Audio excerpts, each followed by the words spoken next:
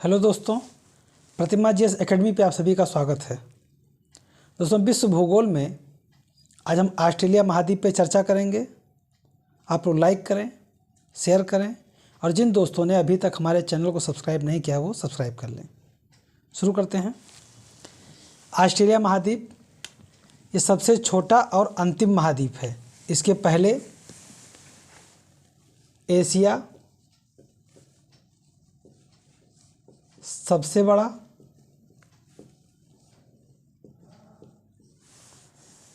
Number 1 पर, number 2 पर है अफ्रीका महाद्वीप,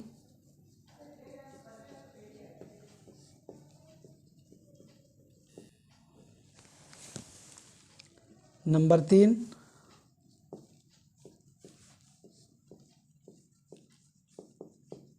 उत्तरी America, number 4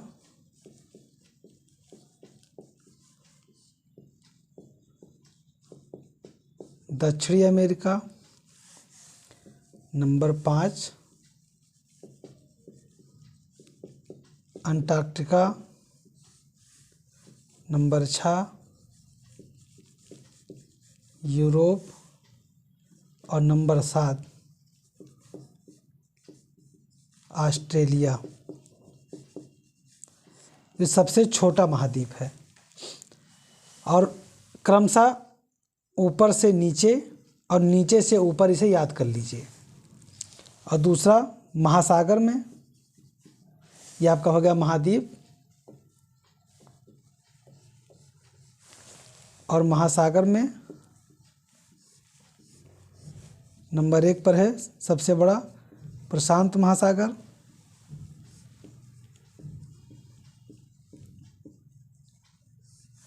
number 2 Atlantic,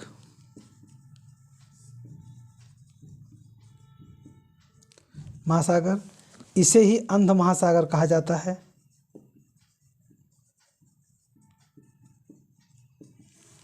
number 3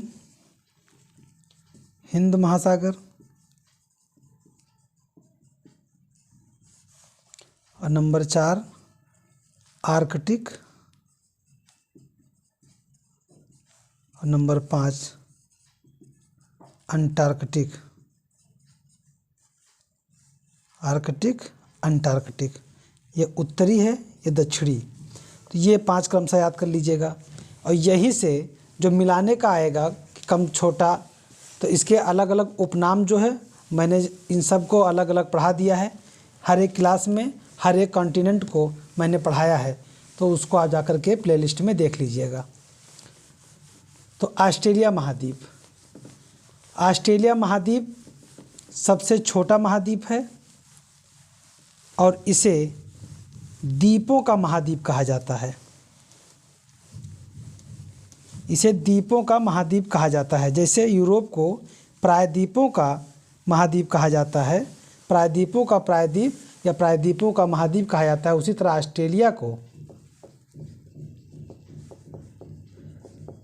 Australia को इसे द्वीपों का महाद्वीप या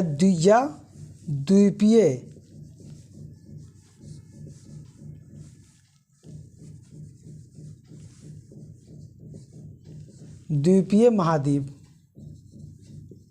कहा जाता है।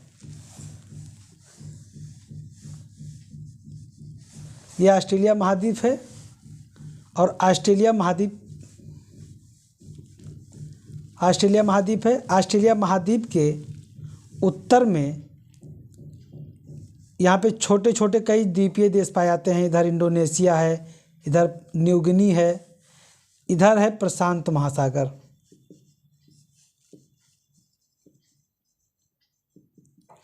यानी ऑस्ट्रेलिया के पश्चिम में है प्रशांत महासागर, पूर्व में है हिंद महासागर,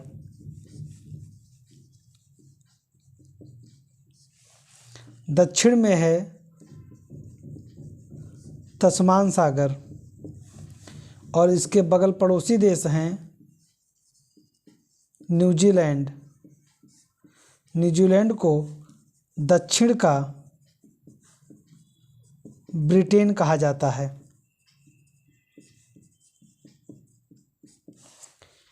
ऑस्ट्रेलिया के पूर्वी भाग में है ग्रेट डिवाइडिंग रेंज।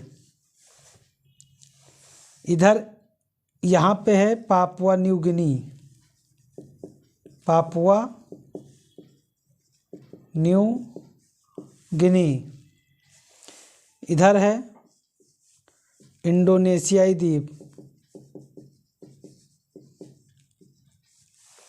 और इसके और नीचे जाएंगे तो अंटार्कटिक महाद्वीप मिलेगा। यानी सबसे दक्षिण में इसके तस्मान सागर है। अब यहाँ पे ऑस्ट्रेलिया का ये आपने बीचों बीच में देख लिया कि अगल बगल ऊपर नीचे क्या है। ये पूर्णतः दक्षिण गोलार्ध में है और इसके बीचों बीच से मकर रेखा गुजरती है। मकर रेखा गुजरती है, यानी मकर रेखा गुजरती है बीचों बीच से, तो इसका आधा क्षेत्र आता है उपोष्णकटिबंधीय क्षेत्र में और आधा आता है शीतोष्णकटिबंधीय क्षेत्र में। आधा क्षेत्र आता है उपोष्णकटिबंधीय क्षेत्र में और आधा क्षेत्र आता है शीतोष्णकटिबंधीय क्षेत्र में। ऑस्ट्रेलिया महाद्वीप जिस तरह से भारत में हवाओं को रोकने के लिए हिमालय है, वैसा वहाँ पे नहीं है। तो वहाँ पे नहीं है तो वहाँ ठंडी और डेजर्ट गर्मी सब भयंकर रूप में होता है। मकर रेखा बीचों बीच से गुजरती है ऑस्ट्रेलिया महाद्वीप से। यहाँ पे गहरे कुआं पाए जाते हैं। गहरे कुआं पाए जाते हैं क्योंकि वहाँ मरुस्थल है ज़्यादा। उसे बोला जाता है उत्सुक कुआं, उत्सुक कूप। ये एक बार एग्जाम में पूछा गया था कि उत्सुक कूप कहाँ पाया जाता है, तो ये ऑस्ट्रेलिया में पाया जाता है। कई बार ऐसे प्रश्न ऑस्ट्रेलिया से पूछ लेता है। जैसे 2018 में एक प्रश्न था कि डेजर्ट में रहने वाला सर्वाधिक बड़ा पशु या पानी पीने वाला कि एक बार पी ले तो काफ़ी दिन तक चलेगा, तो उसमें ऊंट था, कंगारू था, चूहा था और एक कोई और था। अब आदमी सोचेगा कि चलो ऊंट तो मान लीजिए पिएगा तो 1 सप्ताह तक चला देगा, कंगारू भी कुछ दिन तक चला देता है, महीना खाड़। एक पहाड़ी वहाँ का मरुस्थलीय चूहा है ऑस्ट्रेलिया का, ये 6 माह तक पानी के बिना रह सकता है। ये ऑप्शन था। हमारे जितने जानने वाले थे सब लोग कंगारू या ऊंट, ऊंट तो कम लोग मारे थे, ज़्यादा कंगारू मारे थे, वो सब गलत हो गया था। चूहा था उसमें, ऑस्ट्रेलियाई चूहा था। ठीक है, तो ऐसे कई बार प्रश्न ऑस्ट्रेलिया से पूछ लेता है, तो इसके छोटी छोटी जो बारीकियां हैं उसे जानना बहुत ज़रूरी है। तो उसे उत्सुक कूप कहते हैं। ऑस्ट्रेलिया में कई मरुस्थल पाए जाते हैं, जिसमें से प्रमुख मरुस्थल है गिब्सन।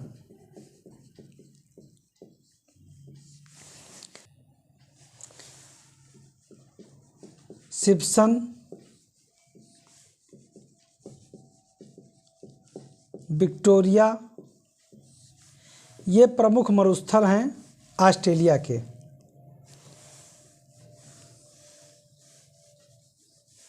अब ऑस्ट्रेलिया में बीचों बीच से मकर रेखा गुजरता है और भारत में बीचों बीच से कर्क रेखा गुजरता है। दोनों का तुलना समझिएगा।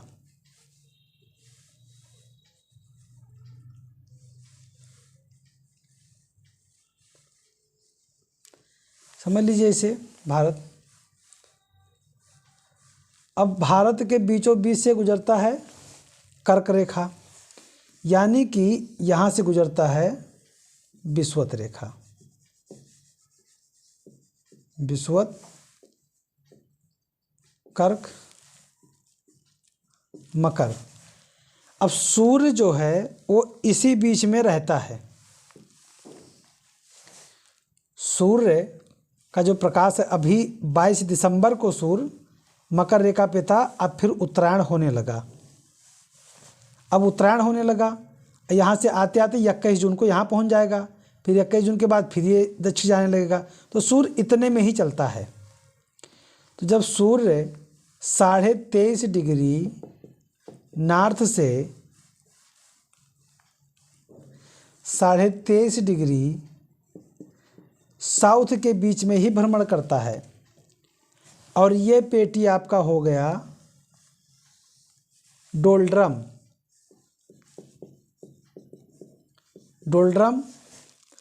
और ये जो बेल्ट हुआ, ये बेल्ट और ये बेल्ट, ये हो गया आपका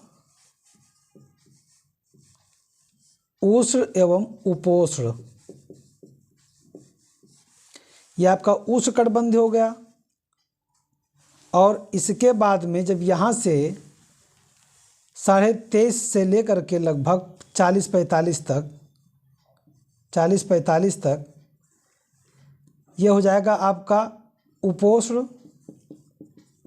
और उसके बाद हो जाएगा शीतोष्ण, और इसके बाद फिर शीत हो जाएगा।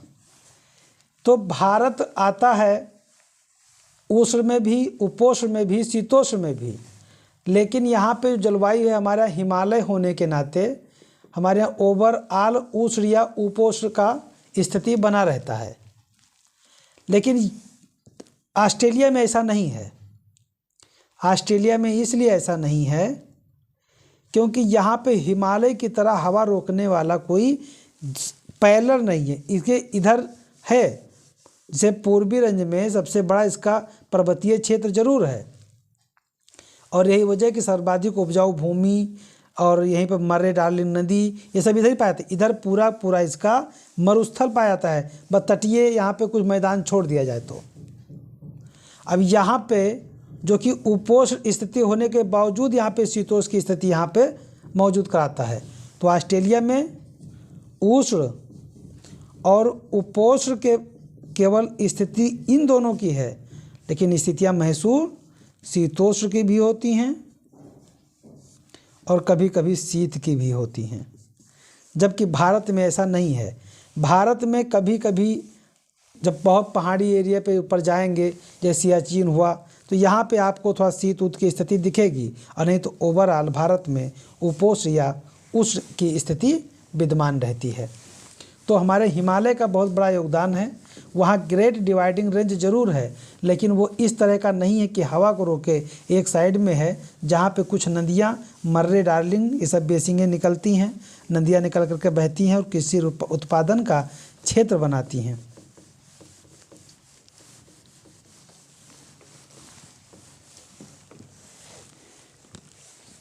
ऑस्ट्रेलिया महाद्वीप सबसे छोटा महाद्वीप है। इसे द्वीपीय महाद्वीप के नाम से जाना जाता है, और ये दक्षिणी गोलार्ध में है, बीचों बीच से मकर रेखा गुजरती है। ऑस्ट्रेलिया और न्यूजीलैंड की खोज किया था ओबेल तस्मान ने। ओबेल तस्मान 1562-64 में ऑस्ट्रेलिया और न्यूजीलैंड की खोज किए थे, लेकिन उसके बाद में कैप्टन कुक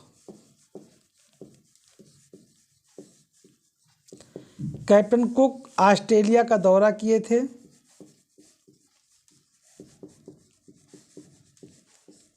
और उसके बाद वो लगातार 3-4 बार दौरा किए।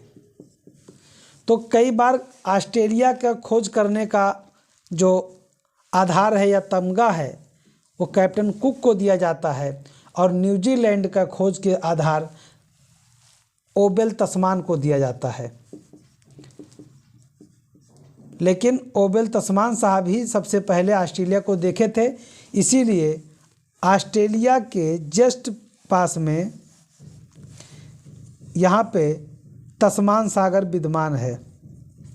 ये न्यूजीलैंड है, और न्यूजीलैंड और ऑस्ट्रेलिया के बीच में यहाँ पे तस्मान सागर है, और ये तस्मान ओबेल तस्मान जी के सम्मान में ही उस सागर का नाम तस्मान सागर रखा गया है। ऑस्ट्रेलिया का नाम पहले ऑस्ट्रेलिया नहीं था। ऑस्ट्रेलिया को पहले न्यू इंग्लैंड और न्यू साउथ वेल्स के नाम से जाना जाता था। न्यू इंग्लैंड और न्यू साउथ वेल्स के नाम से जाना जाता था।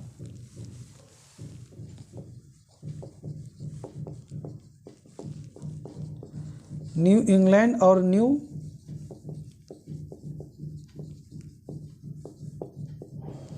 साउथ वेल्स के नाम से जाना जाता था। साथ ही बोटानी कहा जाता था, बोटानी। उसके बाद में एक महोदय है मैथ्यू फिल्डर्स। मैथ्यू फिल्डर्स, इन्होंने ऑस्ट्रेलिया से जुड़े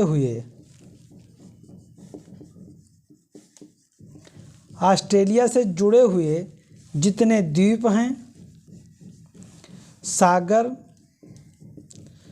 स्थलखंड, इन सब का पूरा भ्रमण किया। कौन? मैथ्यू फिल्डर्स ने। पूरा भ्रमण करने के बाद में इन्होंने कहा कि ना तो इसे आप न्यू इंग्लैंड कहिए, और ना ही इसे न्यू साउथ वेल्स कहिए, और ना ही बोटानी कहिए। ये एक कॉन्टिनेंट के रूप में जाना जाए, यानी ओवरऑल इसे ऑस्ट्रेलिया कहा जा सकता है। जबकि न्यूजीलैंड को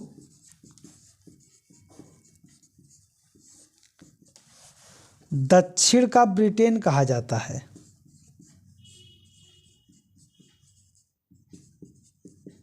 अच्छा, पूर्व का ब्रिटेन किसे कहते हैं? चलिए, दक्षिण का ब्रिटेन हो गया, तो पूर्व का ब्रिटेन जापान को कहा जाता है। इन लोगों की जो संरचनाएं हैं, इनका जो भौगोलिक संरचनाएं हैं, वो इंग्लैंड यानी ब्रिटेन की भांति हैं। इसीलिए इनको दक्षिण का ब्रिटेन न्यूजीलैंड को, पूर्व का ब्रिटेन जापान को कहा जाता है। मैथ्यू फिल्डर्स महोदय ने जब पूरा भ्रमण कर लिया, तब उन्होंने इन सब को निराधार करते हुए ऑस्ट्रेलिया नाम दिया। यानी मैथ्यू फिल्डर्स के द्वारा दिया गया नाम ऑस्ट्रेलिया एक कॉन्टिनेंट, एक कंट्री के रूप में दोनों तरह से विद्यमान है। एक द्वीपीय द्वीप, द्वीपीय महाद्वीप, द्वीपीय देश, अन्य प्रकार के छोटे देशों में सब प्रकार से अलग अलग नामों से ऑस्ट्रेलिया जाना जाता है। यानी ऑस्ट्रेलिया मरुस्थलीय देश, ऑस्ट्रेलिया कंगारू का देश, ऑस्ट्रेलिया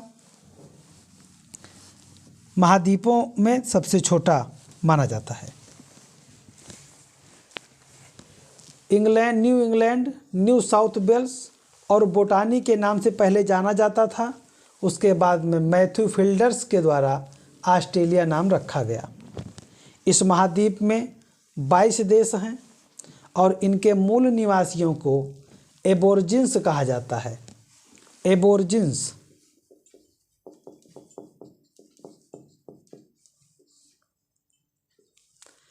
अब ऑस्ट्रेलिया के मूल निवासी को कहा जाता है एबोर्जिन्स।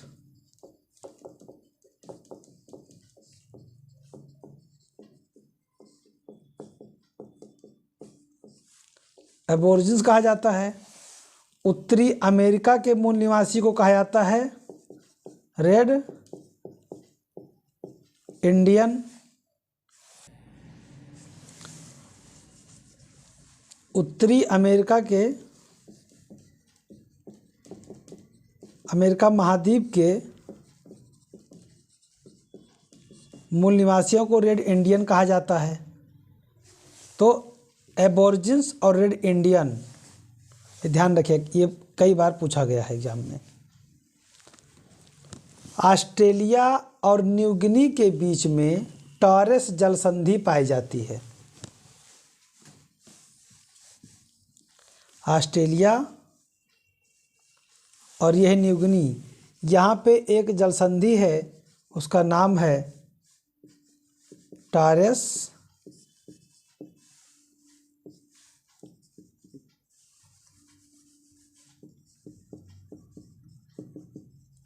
जल संधि, टॉरस जल संधि के नाम से जाना जाता है।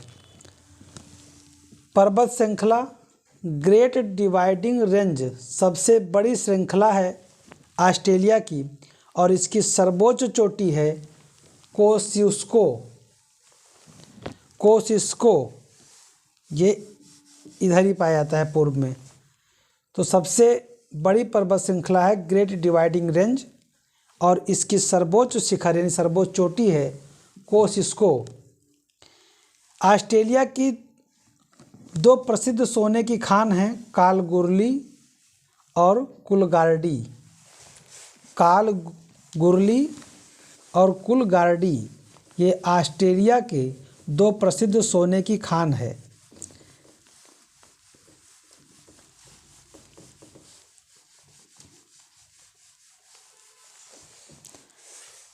मैरिनो ऊन का प्रमुख उत्पादक है और ध्यान रहे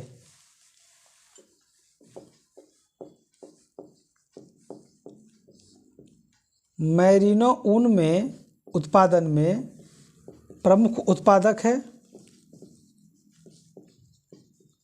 ऑस्ट्रेलिया और साथ ही साथ कुल विश्व के कुल ऊन उत्पादन में ऑस्ट्रेलिया का प्रथम स्थान है, प्रथम है। और नंबर 2 पर है दक्षिण अफ्रीका देश। तो कुल ऊन उत्पादन में ऑस्ट्रेलिया नंबर 1 पर है। प्रमुख ऊन मैरिनो का जो ऊन उत्पादन है उसमें प्रमुख है ऑस्ट्रेलिया। जेकारू जहाँ पे भेड़ पालन, अच्छा ये ऊन जो है भेड़ से निकाला जाता है। भेड़ पालन जहाँ पे होता है वहाँ के जो श्रमिक होते हैं उन्हें जेकारू कहा जाता है।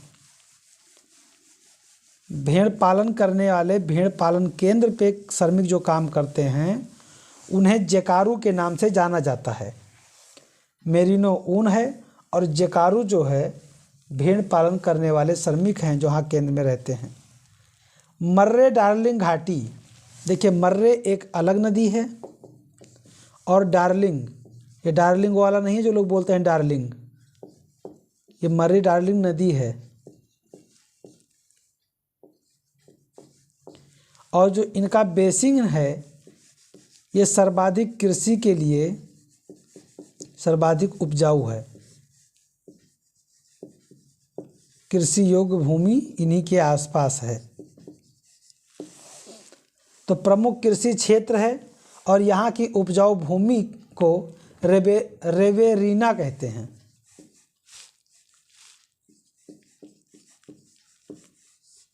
उपजाऊ भूमि को क्या कहते हैं? रेवेरीना।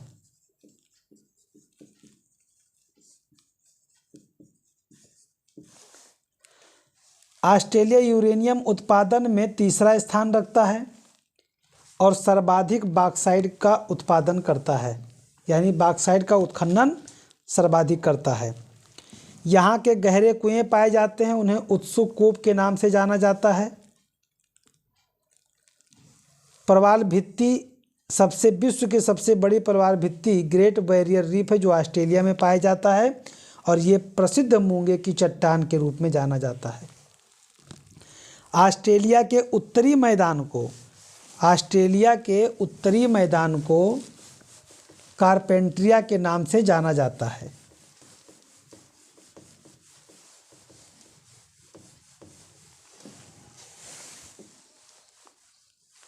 ये जो मैदान है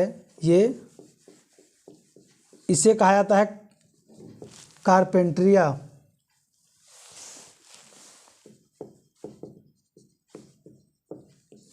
कारपेंट्रिया के नाम से जाना जाता है।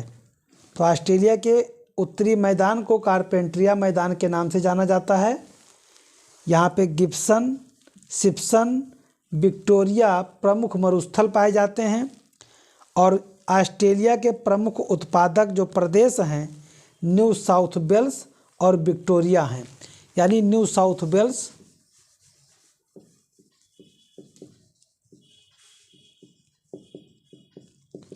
और विक्टोरिया प्रांत ऑस्ट्रेलिया का, ये दोनों प्रमुख गेहूं उत्पादक प्रांत हैं।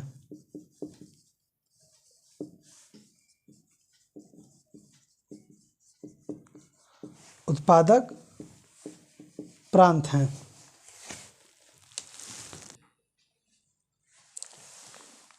ऑस्ट्रेलिया महाद्वीप को the land of golden fleece,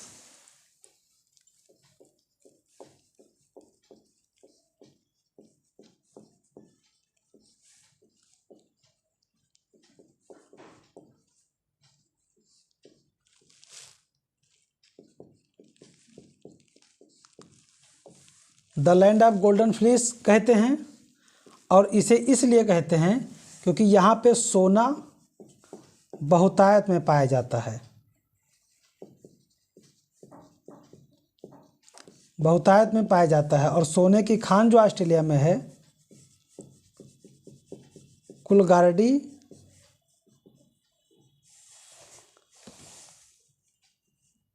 और कालगुर्डी,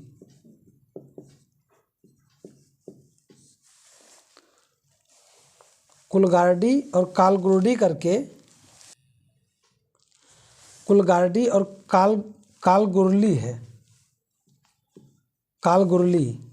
तो ये दो सोने की खान हैं जो ऑस्ट्रेलिया में पाए जाते हैं और इसीलिए the land of golden fleece के नाम से जाना जाता है।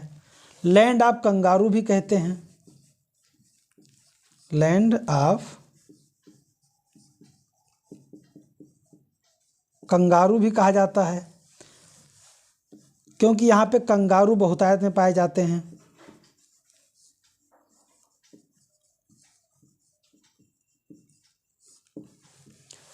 उसके बाद में प्यासी भूमि का देश भी कहा जाता है, प्यासी भूमि का देश। जैसा कि मैंने बताया कि हिमालय की तरह ऐसा यहाँ पे कोई पैरेलल इस तरह का नहीं है कि हवा आए और उसे रोक करके बारिश करा दे। एक पैरेलल यहाँ पे पाया जाता है ग्रेट डिवाइडिंग रेंज कि हवा भी इसके पैरेलल चली जाती है तो वहाँ पे बारिश नहीं हो पाता है और इसीलिए इसे प्यासी भूमि का देश कहा जाता है। तो पहला the land of golden fleece, दूसरा लैंड ऑफ कंगारू और तीसरा प्यासी भूमि का देश के नाम से ऑस्ट्रेलिया महाद्वीप को जाना जाता है। तो ये नाम आप याद रखिएगा। वैसे नाम तो ऐसा है कि आराम से आप लोग कर भी लेंगे। फिलहाल प्यासी भूमि का देश किसे कहते हैं, अफ्रीका मत मार दीजिएगा, ऑस्ट्रेलिया ही याद रखिएगा। बाकी कंगारू का देश, सोना का देश, ये सब आप लोग कर देंगे। वैसे सोने की खान दक्षिण अफ्रीका में भी है। तो ऑस्ट्रेलिया महाद्वीप को the land of golden fleece, land of kangaroo और प्यासी भूमि का देश के नाम से जाना जाता है। ऑस्ट्रेलिया महाद्वीप में एमू और कोकाबर्रा नामक पक्षी पाया जाता है। ये जो एमू है,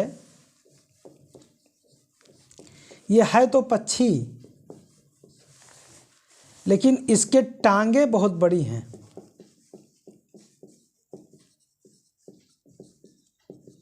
टांगे बहुत बड़ी बड़ी होती हैं और इसके पंख नहीं होते। ये बहुत तेज दौड़ता है, बहुत तेज दौड़ता है। तो ध्यान रहे, जो एमू है ये दौड़ने वाला पक्षी है और एक है कोकाबर्रा।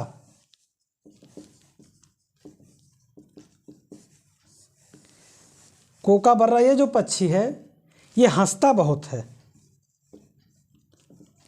और ऐसे ऐसे नहीं हंसता है, इंसानों की तरह हंसता है, इंसानों की तरह हंसता है और इसीलिए इसको लाफिंग जैकास कहा जाता है। लाफिंग जैकास के नाम से जाना जाता है कोकाबर्रा को। तो एमू दौड़ने वाला पक्षी है, कोकाबर्रा हंसने वाला पक्षी है और इसीलिए कोकाबर्रा को लाफिंग जैकास के नाम से भी जाना जाता है। लाफिंग जैकास, अलग अलग नाम हैं इन लोगों के। एक है प्लेटिपस। प्लेटिपस जो है ये एक ऐसा जंतु है, ये बहुत ही विचित्र जंतु है।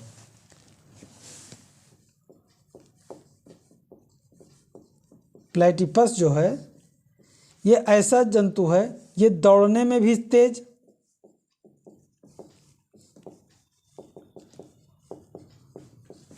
ये तैरने में भी तेज,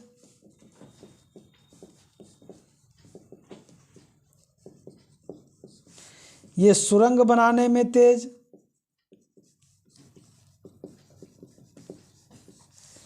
और ये 4 पैर वाला जंतु अंडा देता है।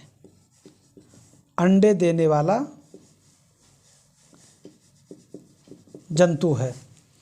मतलब इसकी बहुत बड़ी खासियत है, ये जंतु दौड़ता भी है, सुरंग बनाता है, पानी में तैरता है और अंडा देता है।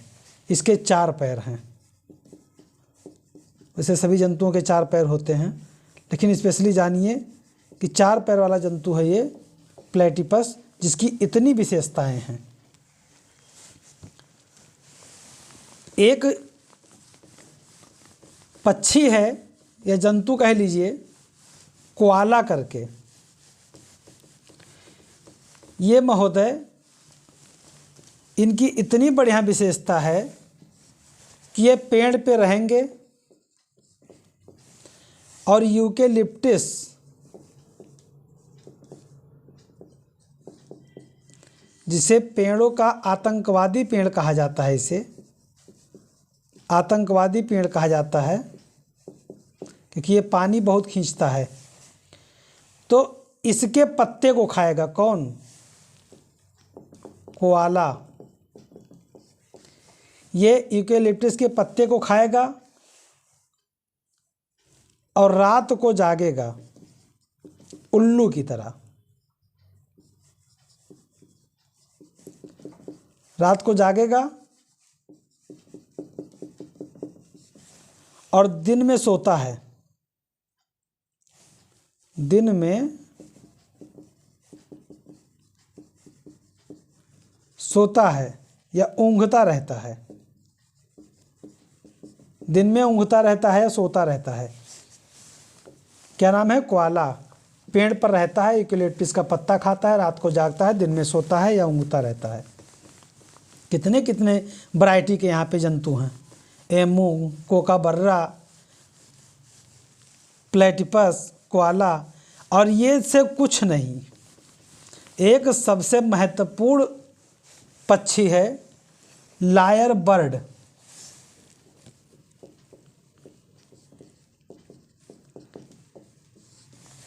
ये इतना अच्छा है, ये नकलची पक्षी है और बहुत तेज नकल करता है।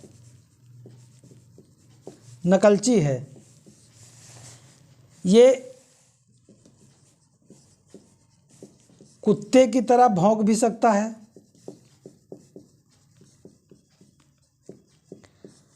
कुत्ते की तरह भौंक सकता है। गाना सुन लेगा, जिस भी आवाज़ में गाना सुन लेगा, जिस म्यूजिक में, उस तरह गाना भी गाता है। कोई गाड़ी का हॉर्न सुन लेगा तो उसी गाड़ी के हॉर्न की तरह आवाज़ निकाल लेता है, हॉर्न की आवाज़ निकाल लेता है। और इसके हॉर्न के आवाज़ से चोर लोग बहुत परेशान हो जाते हैं।